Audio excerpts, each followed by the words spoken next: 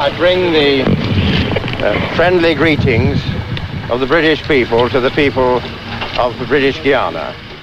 Britain's colonial secretary, Duncan Sandys, arrives in British Guyana in July 1963, bearing smiles, promises and a guiding hand.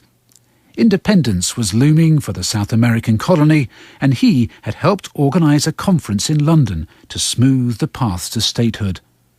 Previous conferences had collapsed without agreement, but this time hopes were high. When it got underway, on October the 22nd, 1963, The Times reported, "The British Guyana Independence Conference, which was adjourned on November the 6th, 1962, reconvenes today at Lancaster House. Each of the three parties in the legislature is represented by 4 delegates. Dr. Jagan, the Premier, leads the delegation from the People's Progressive Party, which forms the..." Earlier attempts at reconciling Premier Dr. Cheddi Jagan and opposition leader Forbes Burnham hadn't gone well. But Sandys clearly had faith in his plan to resolve the deadlock. And I have a document here that shows just what that plan was. Marked top secret and dated October the 7th, 1963, just 2 weeks before the conference, it's a record of a meeting in the Colonial Secretary's office.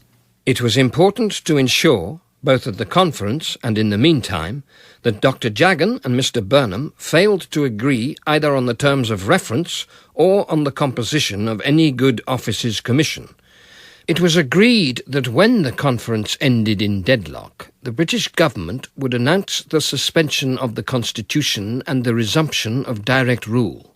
This document appears to show that the British government was setting out to deliberately scupper its own conference.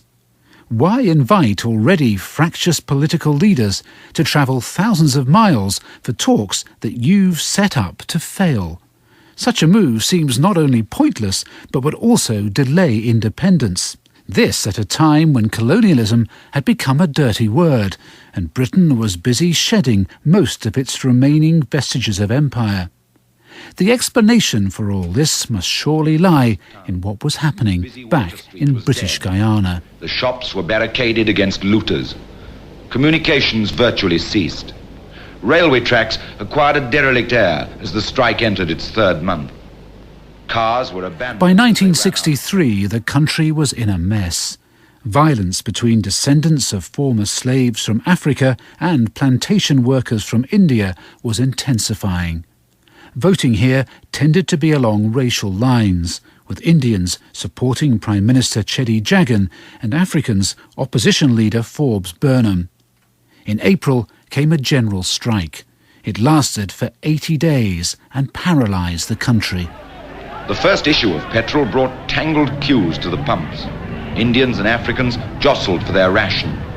Some cars had been... Guyana-born Professor Clem Seacharan, head of Caribbean Studies at London Metropolitan University, was growing up during the time of this turmoil and violence. By the early 1960s, you had nearly 2 to 3 years of virtual civil war.